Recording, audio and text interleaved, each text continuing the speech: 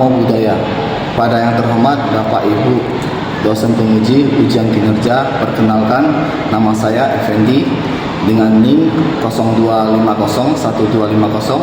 0250-1250132-028 dengan program bidang studi Pendidikan Agama Buddha di LPTK STABN Sriwijaya Banten. Pada hari ini Jumat 10 Oktober 2025 saya akan melaksanakan praktik pembelajaran dalam rangka penilaian uji kinerja di kelas 7 SMP Ahmad Yani Binjai dengan materi mengenal kitab suci agama Buddha. Demikian salam perkenalan saya dan terima kasih. Selamat menyaksikan. Namo Buddhaya. Selamat pagi anak-anak semuanya. Pagi. Namo Buddhaya. Namo Buddhaya. Sudah mulai pembelajaran kita hari ini. Marilah sama-sama kita berdoa dulu. Teman-teman kami sedang kita awali pembelajaran kita kali ini dengan membacakan kalimat sama-sama.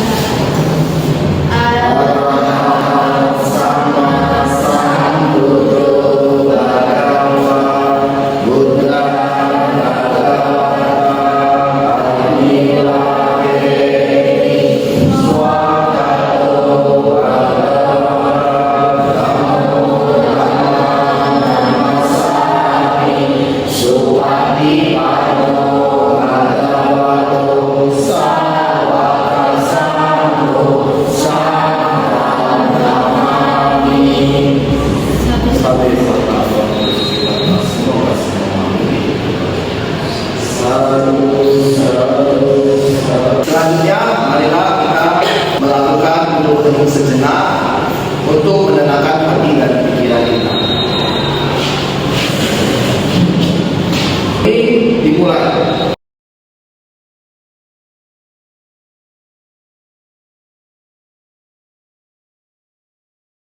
Duduk ini selesai.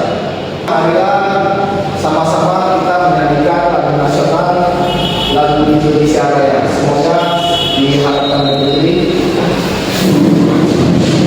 Mulai ya. Indonesia Raya, tanah padaku, di sana aku berdiri, jadikan ibu. Indonesia bersatu, bangsa yang hebat.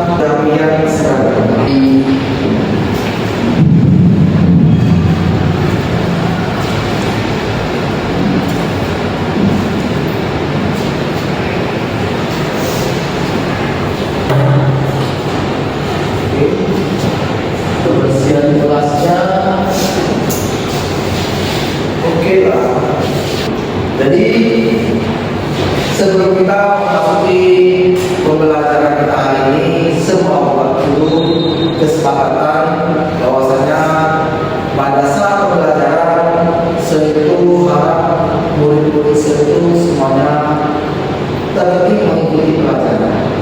Sepakat? Oke.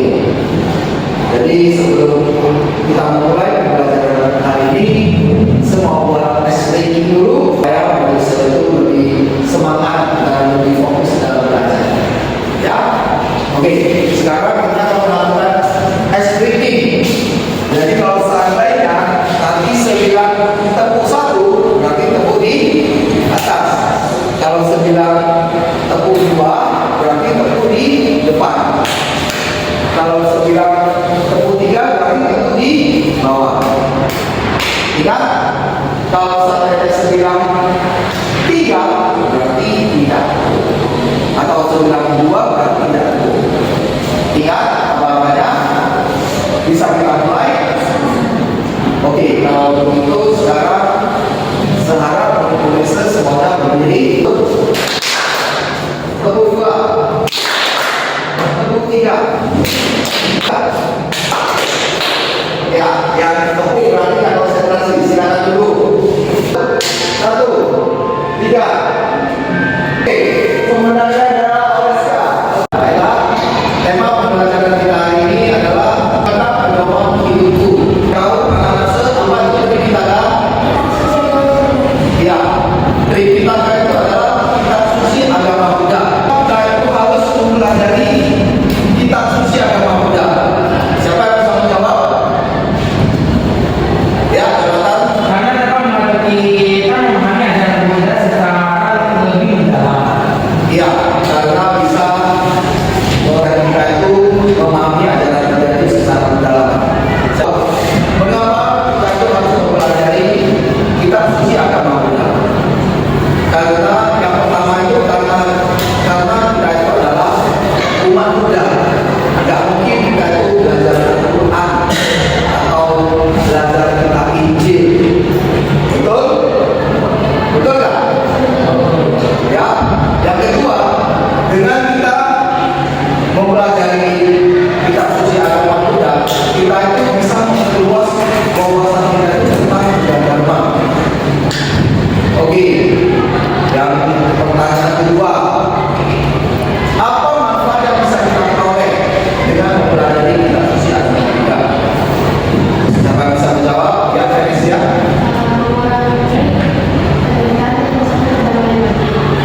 Ya, mengurangi penderitaan dan mencapai kebebasan hati. Selain itu, ada lagi yang mau coba menjawab? Silakan.